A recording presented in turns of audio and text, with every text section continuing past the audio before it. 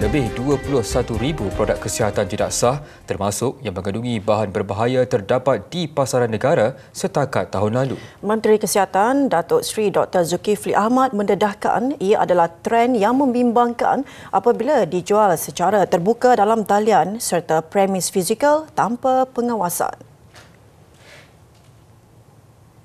Tegas beliau, produk kesihatan haram yang dirampas tahun lalu sebanyak 21,571 unit dengan nilai 37.5 juta ringgit meningkat daripada 20,157 unit bernilai 24.8 juta ringgit yang dirampas pada tahun 2023. Daripada jumlah itu, 17,630 adalah suplemen tidak berdaftar, manakala 3,941 membabitkan produk kosmetik.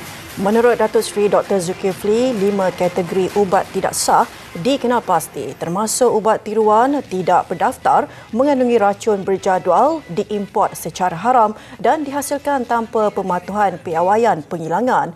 Ujarnya, setiap tahun kerajaan terpaksa menanggung beban tinggi bagi merawat komplikasi akibat ubat tidak sah. Siang tadi, beliau merasmikan kembara ubat tidak sah Tobat Zon Tengah 2025 di Kuala Selangor.